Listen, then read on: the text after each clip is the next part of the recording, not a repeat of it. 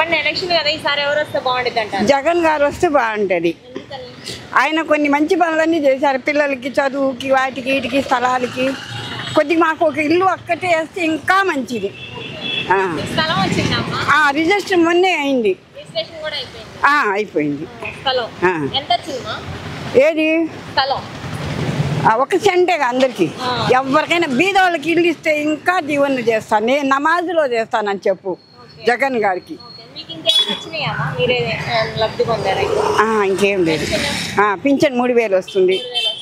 ఏమి ఇబ్బంది లేకుండా ఇంటికి వస్తుంది పింఛను.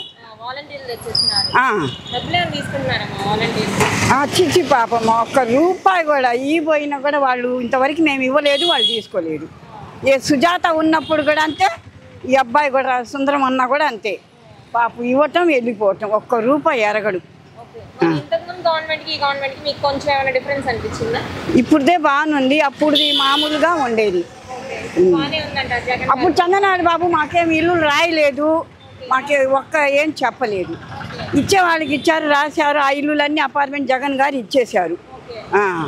అంతవరకే.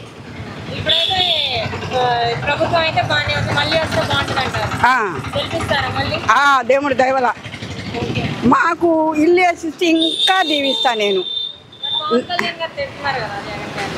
తిట్టవద్దు అలాగా, ఒకళ్ళకొకళ్ళు ఒకటి తిట్టుకోకూడదు. నేను అందరంట ఇల్లు బాగుండాలి, వాళ్ళు బాగుండాలి.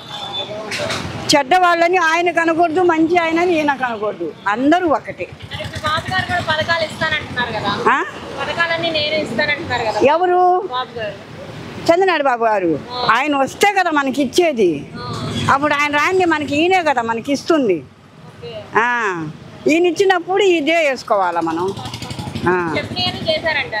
అయిపోయినాయి. పిల్లలకి చదువుకి ఈ 18,000 4 సంవత్సరాలు ఇప్పుడు పడాయి అంట, ఇంతవరకు రాలేదు. ఇవన్నీ బాగానే అయిపోయినాయి.